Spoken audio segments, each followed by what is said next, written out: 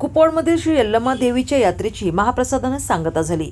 कुपवाडमधील सर्वधर्मीय बांधवांचे श्रद्धास्थान असलेली श्री यल्लमा देवीची यात्रा प्रतिवर्षीप्रमाणे पार पडते। याही वर्षी अनेक कार्यक्रम संपन्न झाले। भाजी भाकरीचा नैवेद्य, जोगत्यांचा जागर, पालखी मिरवणूक तसेच कीच यासह विविध धार्मिक कार्यक्रम संपन्न झाले। यंदाच्या यात्रेचे 44वे वर्ष असून सांगली जिल्ह्यासह कर्नाटकातून भाविक मोठ्या संख्येने देवीच्या दर्शनासाठी येतात।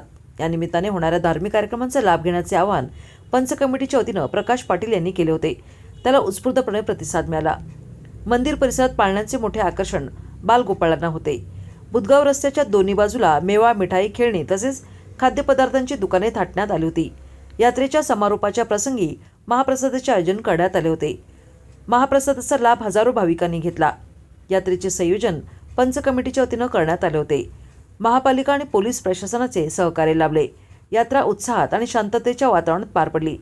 महाप्रसादाच्या प्रसंगी भाजप नेते दीपक शिंदे मैशाळकर यांनी भेट देऊन देवीचे दर्शन घेतले। पंच कमिटीचे प्रकाश पाटील यांनी प्रशासनाचे आभार मानले। देवीचा आशीर्वाद सर्वांच्या पाठीशी राहावा अशी मनोकामना दीपक शिंदे मैशाळकर यांनी व्यक्त केली। यावेळी त्यांचा सत्कारही करण्यात आला।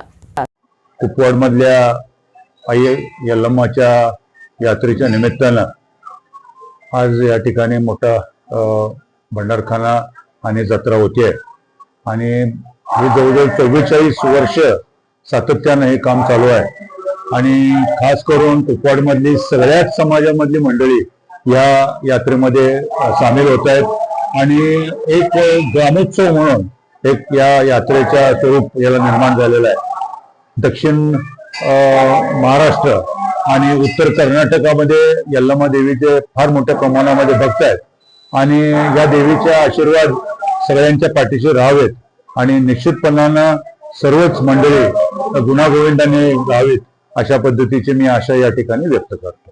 भरवण्यात येणारी कुपवाडचे ग्रामदैवत यल्लमा देवीची यात्रा 4 डिसेंबर पासून सुरुवात झाली आणि आज 10 डिसेंबर सांगता कार्यक्रम हा महाप्रसादाने होत असून ह्या महाप्रसादासाठी भाविक भक्त मोठ्या संख्येने उपस्थित राहिलेत आणि 8 डिसेंबर रोजी मुख्य यात्रेचा दिवस म्हणजे किच्चाचा कार्यक्रम होता। त्या दिवशी देवीची पालखीची मिरवणूक असते आणि मिरवणूक झाल्यानंतर पालखी किच्चातूनच म्हणजे अग्निकुंडातून जाते।